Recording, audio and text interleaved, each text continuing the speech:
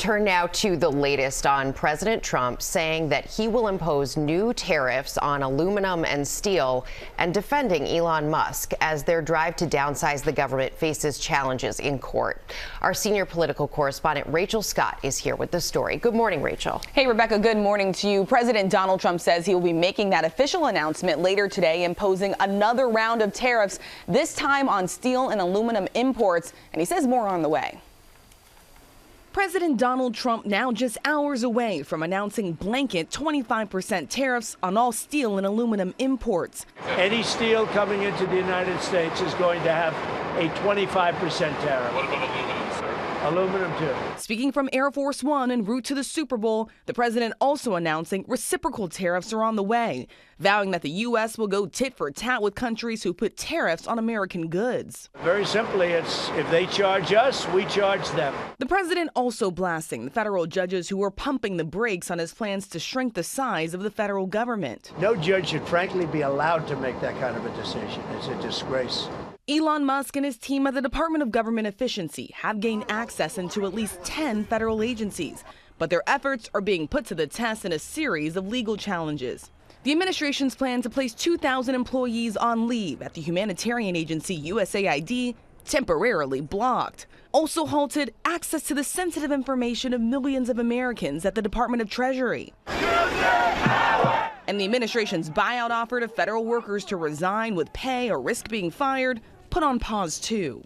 Vice President J.D. Vance openly questioning the court's authority, writing, quote, "Judges aren't allowed to control the executive's legitimate power." Democratic Senator Adam Schiff responding, "Ignoring court decisions we don't like puts us on a dangerous path to lawlessness."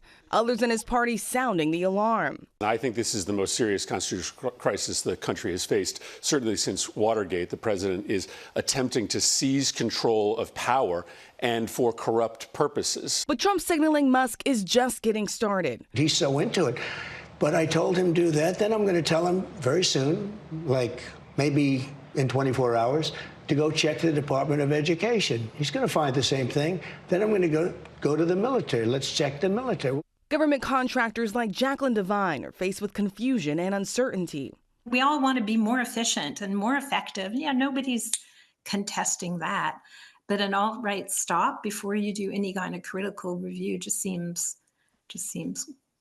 honestly, I got to use the word cruel. USAID employee Amy Uccello says she was on maternity leave when she had to take her baby to collect her belongings from the office with a security escort. I had 2 days left to use my health benefits for myself and my baby.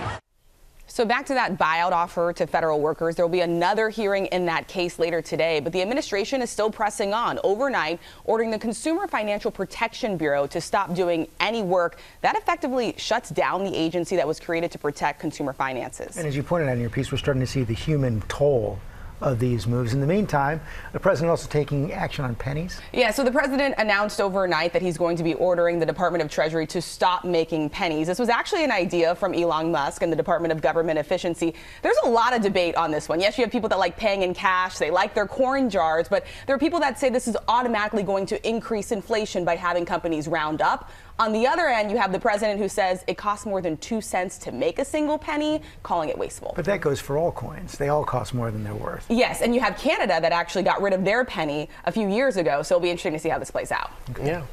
Busy times for you, yeah. right? All right, Rachel. Thank you for staying on top of all.